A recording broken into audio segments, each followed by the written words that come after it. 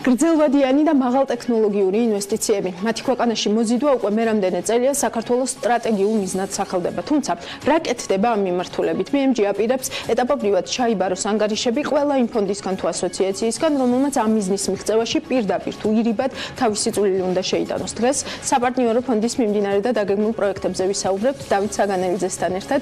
დამეთანხმებით მისმა სტუმრობამ კიდევ უფრო მეტი დატვირთვა შეიძინა გუშინ ჭუბერში განვითარებული სტიქიური მოვლენების ფონზე. დღეს პრემიერმა მთავრობის სხდომაც გადადო და ჭუბერში გაემგზავრა. პარალელურად გააქტიურდნენ ის ჯგუფებიც, ვინც ნესკრაჰესის მშენებლობას ეწინააღმდეგებიან. მოგესალმებით ბატონო დავით, ძალიან დიდი მადლობა რომ დრო გამონახეთ და ხართ ჩვენი სტუმარი. მაქვს პატივი თქვენთან ვიყო სტუდიაში. დიახ, ნესკრასთან დაკავშირებით კიდევ ერთხელ ვთქვათ ბატონო დავით, აქვს თუ არა საერთოდ რაიმე შეხება ნესკრაჰეს იმ სტიქიურ მოვლენებთან დაკავშირებით, რასაც ძალიან სამწუხაროდ დღეს ვაკვირდებით ჭუბერში. პირველ რიგში მინდა ჩემი გულის ტკივილი გამოვთქვა იმ მართლა დიდ ტრაგედიასთან, რაც ახლა ჩვენ სვანეთში ხდება. ძიმე მდგომარეობაშია მოსახლეობა. მე ვფიქრობ, რომ ალბათ სახელმწიფოს მხრიდან მაქსიმალური ხარდაჭერა იქნება, მაგრამ ეს არის კლიმატი, ეს არის ბუნება, ეს არის ის კატაკლიზმები, რაც ხდება, სამწუხაროდ ყველაფერს ვერ გათვლი, ყველაფერს ვერ პრევენციას ვერ გავუკეთებ, რაც შეეხება კავშირი ნესკრაჰესთან და ამ მოვლენასთან დაკავშირებით.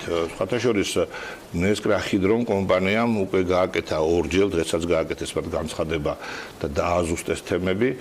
თავისთავად ცხადია, როცა იმ რეგიონს ეხება, მით უმეტეს მდინარე ნესკრას შენაკადია, იქ სადაც ეს მოხდა ეს ტრაგედია. ამიტომ დაუკავშირეს ამ თემას. როგორც ექსპერტები ამბობენ, ახლა მე არ ვარ ექსპერტი და არც მაქვს უფლება ექსპერტის პოზიციიდან ვისაუბრო და დავიყბრო იმ მოსაზრებებს, სადაც საუბარი და ფაქტებს. რა თქმა უნდა, ამ ხესის მშენებლობა, უпростоოდ მშენებლობას არ ვიტყვი, მშენებლობის საწყისი სტადია, მოსამზადებელი სამუშაო არანაირ კავშირში არ არის. აქ იმიტომ რომ ნესკრა მდინარეს უერთდება მდინარე ნაკრა, მდინარე ნაკრაზე მოხდა ეს ყველაფერი, ჩამოიშალა მიწა, რომელმაც გადაკეტა შემდგომ უკვე ნესკრას დინება. ნესკრას სამუშაოები დაახლოებით 5 კილომეტრითაა მოცილებული. ამ საწყის ეტაპზე იქ არანაირი შეხება მდინარის კალაპოტთან პროექტს არ ჰქონია და არ აქვს. მხოლოდ მიმდინარეობდა სამუშაოები მისასვლელი გზების გაუმჯობესების, გაკეთების, არსებული ხიდების გამაგრების, რაც თავისთავად ძალიან კარგია და მნიშვნელოვანია და ეს მარტო ეს არა მთლიანად რეგიონს, მთლიანად იმ დაბას ყველაფერს წაადგება, მთლიანად მხარეს, მოდი ასე ვიტყვი, უმნიშვნელოვანესია, რომ ეს კეთდება, სამწუხაროდ ბევრი რამე ვერ მოესწრო ჯერჯერობით. რაც შეეხება თვითონ ხესის მშენებლობა, რამდენად საფრთხის ქვეშ დგება, მოდი ასე დავსვათ კითხვა. ის რომ ჯერჯერობით არაფერი ისეთი ქმედება არ ყოფილა, რომელმაც ეს გამოიწვია, ეს ცალსახათაცია, იმიტომ რომ არც გეოგრაფიულად, არც შინაარსობრივად ერთმანეთთან კავშირში არ არის სახელი ნესკრას გარდა, მოდი ასე ვთქვათ.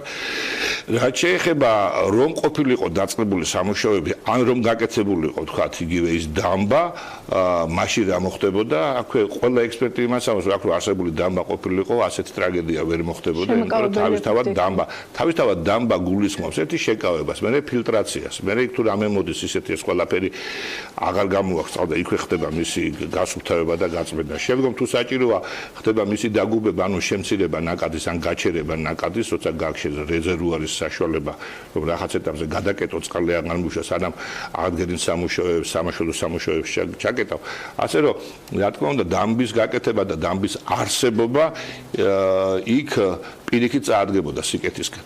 ეხლა არის მეორე თემა, რომ რამდენად ბუნებაში რომ ვერევით მერე რა შეიძლება გამოიწვიოს, ან იქ მიწისძვრების დროს, ეს სხვა თემა. ეს მოდი ამ კონკრეტულ თემასთან ნუ დავაკავშირებთ. ეს საკითხი ყოველთვის არსებობს და სწორედ იმიტომ არსებობს ის ინსტიტუტები კვლევითი, ის ექსპერტების მთელი ჯგუფი, ის საერთაშორისო უდიდესი გამოცდილება, რომელიც სწორედ ამას იკვლევენ. მე ერთი მარტივი რამე მინდა გითხრათ, რომ იმიტომ რომ ჩვენ ვაკვირდებოდით მაგალითად იგივე ნესკრაჰესის და EBRD-ის ურთიერთობას და რეალურად სანამ საბოლოოდ არ დადგინდა ეს დეტალები. ძალიან დიდი მადლობა რომ ეს თემა წამოწეთ, იმიტომ რომ ნურავის ნუ გონია რომ ნესკრაჰესი არის პროექტი, რომელშიც შემოვიდა კორეული კომპანია, სხვათაშორის კორეის ყველაზე დიდი კომპანია, Samsung-თან ერთად, K-Waters-ი, რომელიც ჩვენი პარტნიორია. უпроსტად მოდი ასე ვთქვათ, ჩვენ ვართ პარტნიორი, საპარტნიორო ფონდი, იქ ოღონდ ჩვენ თანხობრივად არ მონაწილეობთ ხოლმე ორგანიზაციული ნაწილით, მარტივად რო თქვა, ბევრს აღარ ვისაუბრებ. და მილიარდზე მეტია ინვესტიციის მოცულობა, რაც საქართველოსთვის ძალიან მნიშვნელოვანია. აღარ ვსაუბრობ იმაზე, რომ 280 მეგავატიანი თქვათ სიმძლავრის ხესი რა სიკეთეს მოუტანს ენერგეტიკას, მაგრამ თქვათ აბა შიგნით რა პრობლემებია, ხო, რა შეიძლება გამოიწვიოს. როცა ამ პროექტში მონაწილეობს 7 საერთაშორისო საფინანსო უდიდესი ინსტიტუტი. ისეთი ბანკები, როგორიცაა EBRD, როგორიცაა მსოფლიო ბანკი, როგორიცაა აზიის განვითარების ბანკი, როგორიცაა აზიის ინფრასტრუქტურის განვითარების ბანკი, ევროპის განვითარების ბანკი, ჰოლანდიური ბანკი და ასე შემდეგ. თითოეული ამ ბანკის ჩათვალეთ ყველაზე დიდი ამოცანა არის ის, რომ ასეთ პროექტში ყველა დეტალი იყოს შესწავლილი. მე მეც გეტყვით, რატო აი ხა იყო რომ შეჩერებული იყო ამდენი ხანი ნესკრაფ მშენებლობა. მიუხედავად იმისა, რომ დაიწყო ერთი ეტაპი, უნდა გითხრათ, რომ სოფლიოს უდიდესი სამშენებლო კომპანია სალინი არის ჩართული კონტრაქტორად, EPC კონტრაქტორად, ვინც ამ კონტრაქტით K-Water-სთან აწარმოებს ამ სამუშაოებს და შეჩერდა სამუშაოები დაახლოებით 1 წელიწადია გაჩერებულია.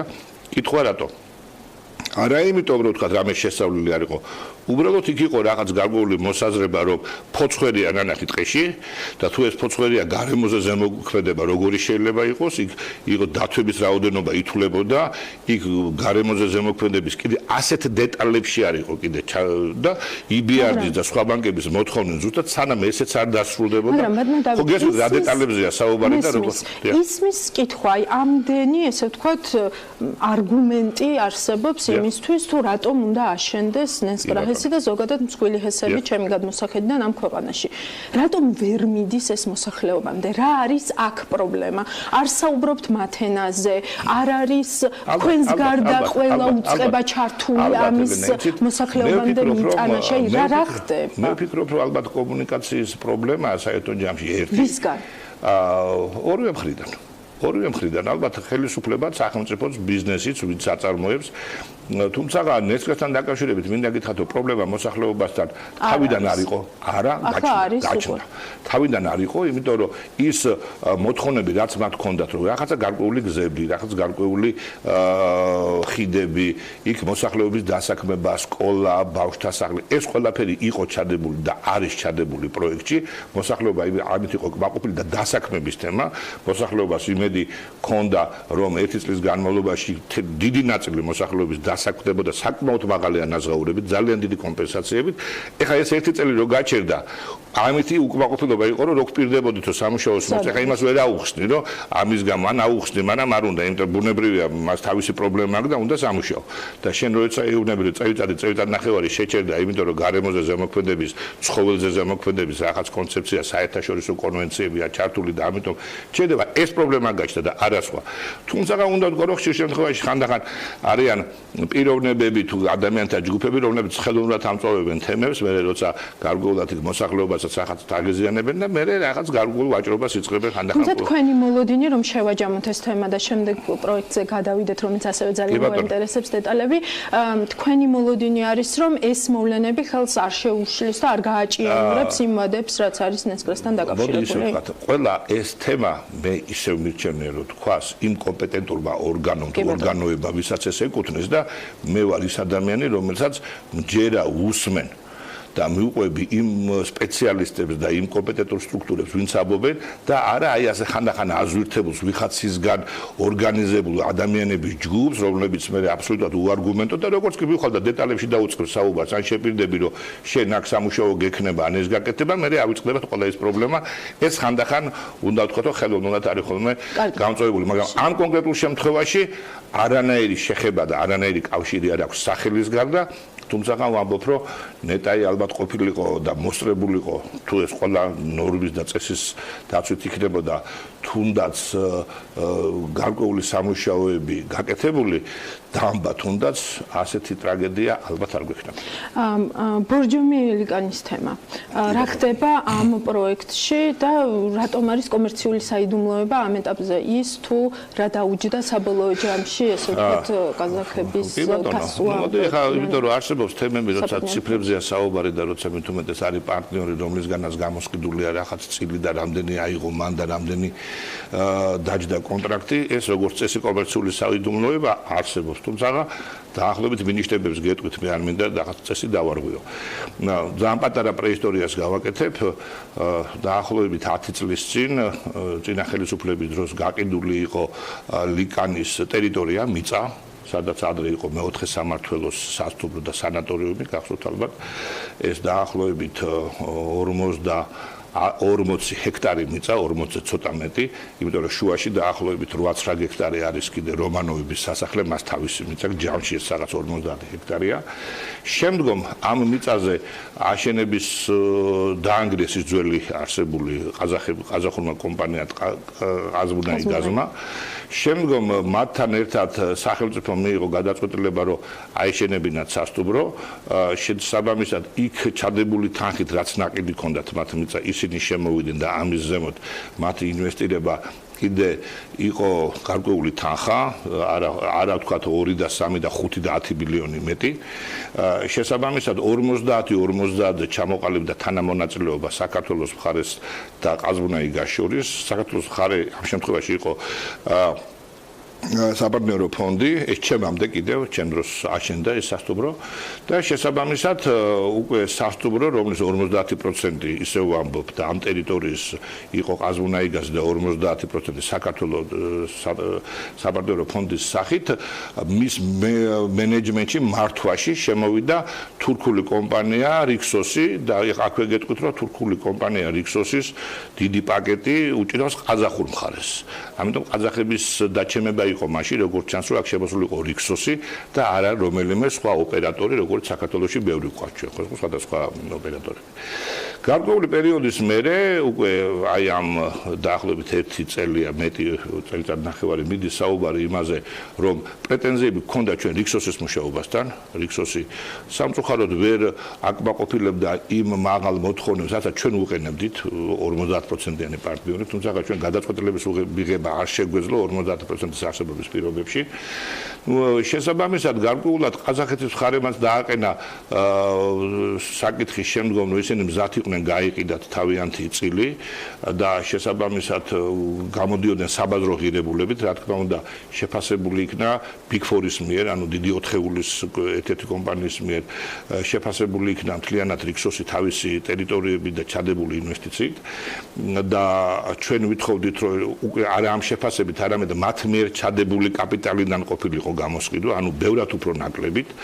საბოლოო ჯამში ჩვენ და სასიხარულოდ უნდა გითხრათ, რომ არა აუდიტორული Big Four-ის მიერ შეფასებული ღირებულებით, არამედ ბევრად უფრო ნაკლები, ანუ თვით ღირებულება, რაც დაჯდა მათი მხრიდანაც იყო, იმას მოდი ერთ ციფრს გავახმაურებ, -5 მილიონი, ანუ 5 მილიონით ნაკლები გადაუხადეთ ჩვენ და შესაბამისად ასე გამოვისყიდეთ ძალიან სარგებლიანი პოზიციით.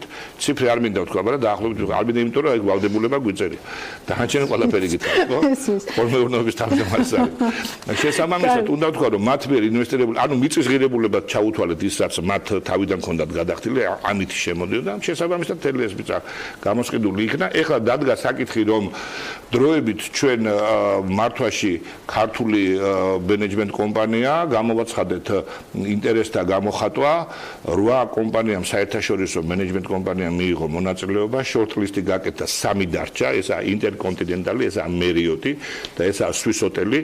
ამ 3-დან ალბათ შემოდგომაზე უკვე ჩვენ მათ სათითაოდ მოთხოვეთ თავიანთი უკვე კონკრეტული პირობები, კონკრეტული მოთხოვნები და ამ 3-დან წლის ბოლოს ალბათ ჩვენ გვეყოლება რომელიმე ან მერიოტი, ან ინტერკონტინენტალი, ან სვის ჰოტელი, ვინც ოპერირებას გაუკეთებს უკვე ამ სასტუმროს. რაც შეეხება რომანოვების სასტუმროს.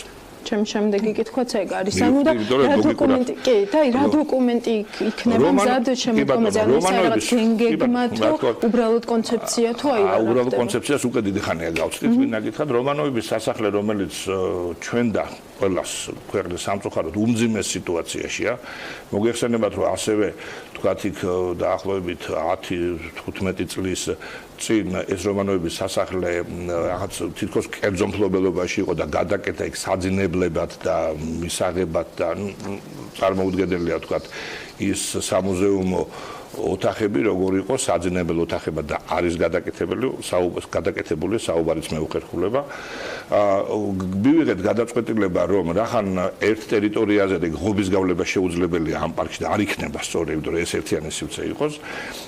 ამიტომ ეკონომიკის სამინისტრომ საპარტნიორო ფონდს გადმოსცა 25 წლიანი მართვის უფლებით რომანოვების სასახლე და ვალდებულებით, რომ ჩვენ გავაკეთოთ იქ ინვესტირება, რომ შენობა, შესაბამისად შენობასთან, სასახლესთან, იმპერატორის სასახლესთან არსებული შენობები, ეს არის სასტუმრო, პატარა სასტუმრო, რომელიც იქვე არის მოშენებული, ეს არის საკონფერენციო დარბაზი, ეს არის ძველი მარანი, რომელიც იქ არსებობს და ეს არის კიდევ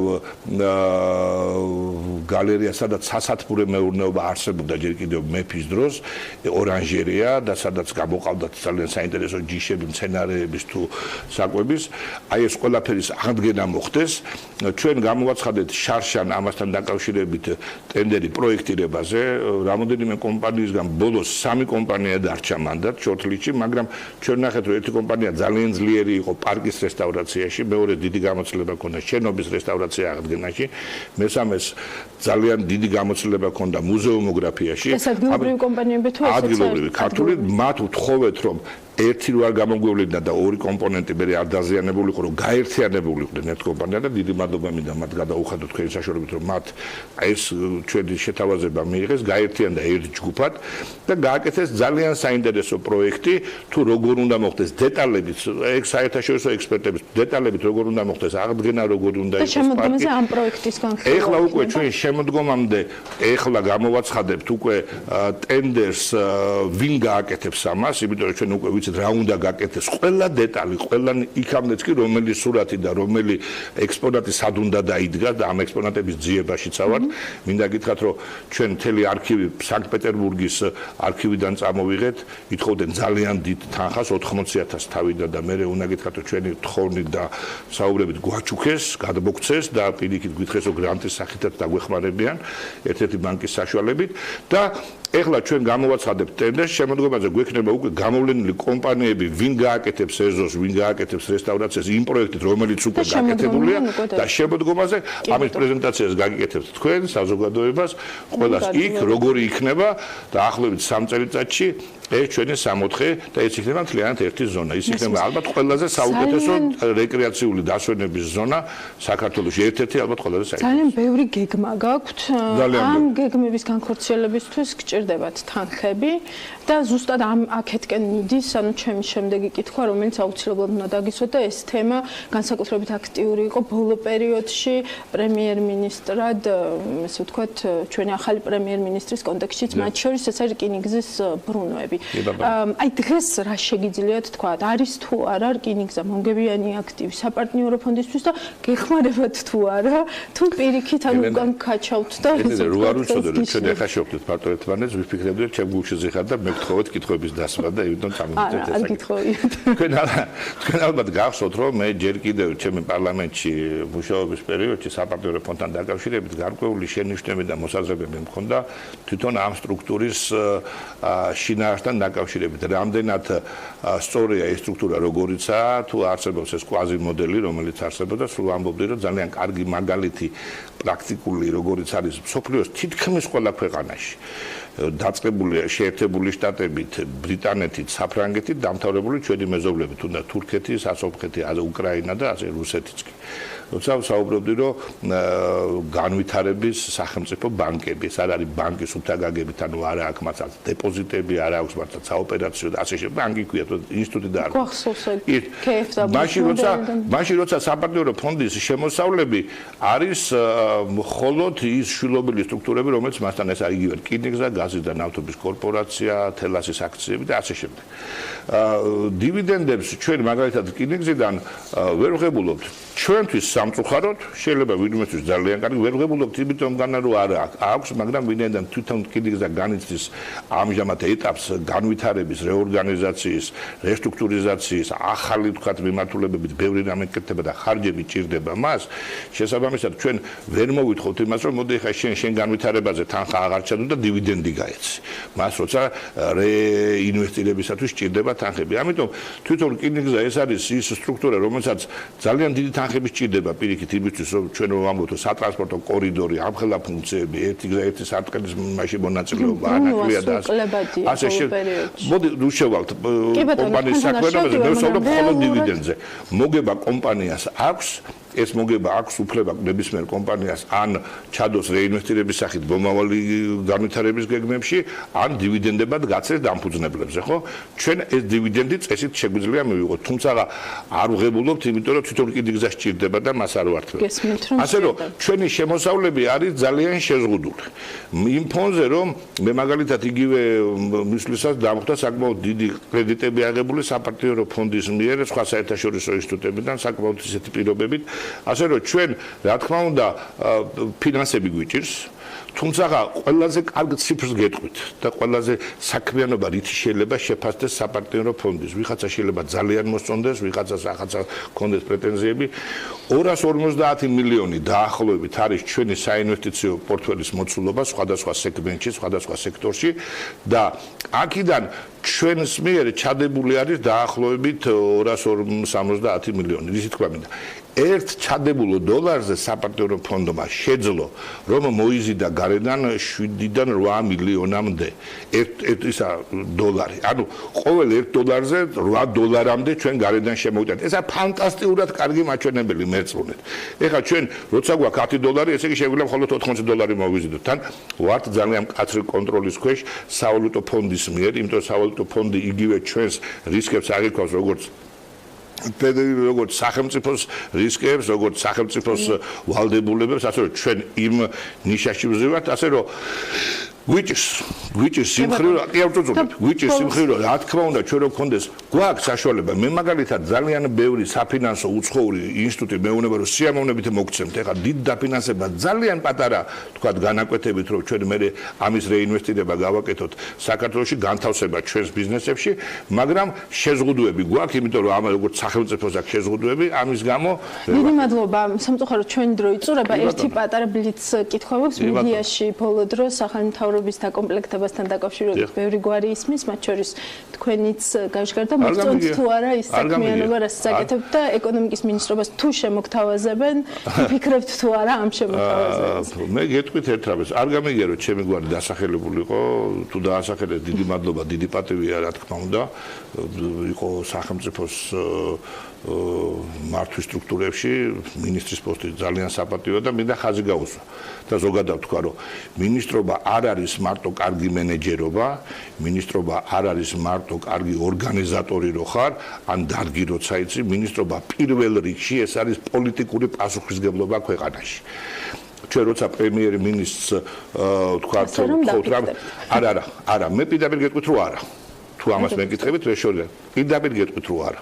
მე არასოდეს არ მიკეთებია ის საქმე, თუ ამ საქმის არ მჯეროდა, თუ ამ საქმეს ვერ ვხედავდი ჩემად, როცა ვიყავი პოლიტიკაში, ოპოზიციაში ვიყავი, იმიტომ ოპოზიციაში რომ მჯეროდა, რომ მაშინ სწორად არ საქართველოს ეკონომიკის მჯერა. საქართველოს ეკონომიკის მჯერა, თუმცა ბევრი შენიშვნები, ბევრი ხარვეზებია და ბევრი რამ არ მომწონს და სხვადასხვა ძალიან გულახდილი ვარ, მაგრამ ხშირად არ ვამბობ ღია ეთერში, სადაც საჭიროა ვამბობ ამას, რასაც ვაკეთებ დღეს.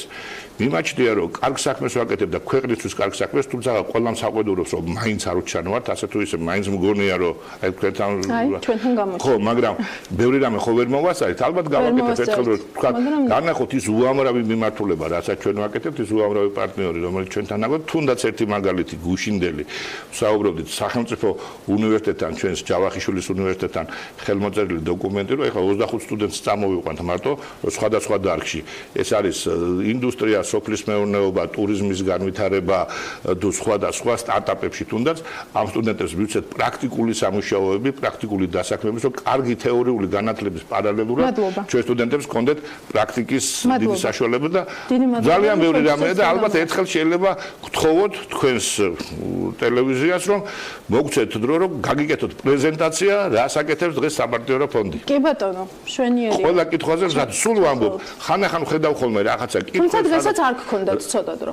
დიდი მადლობა, საკმაოდ მარტო თქვა გააკეთეთ ერთი გადაცემა მობძანდით და ყველა ის ხან-ახან ვიღაცა რო ეძებს რომ რამე აკეთება და ხან-ახან ისეთ სისულელეს კითხულობ ან ისეთ რამე მესმის და არ ვაკეთებ მე ამაზე რეაგირებას, რომ ალბათ ასეთი ადამიანებითვისაც მეტი ინფორმაციის საშუალება იყო. შეიძლება ამაში დიდი მადლობა. დიდი მადლობა დავით საგანელიძე საპარტნიორო ფონდის მუშაობა შევაფასეთ მასთან ერთად პირდაპირ ეთერში. მადლობა მას კიდევ ერთხელ სტუმრობისთვის. ჩვენ ახლა რეკლამაზე გავავთ და რეკლამის შემდეგაც არანაკლებ საინტერესო თემებით გიბრუნდებით. დაგვევეთით.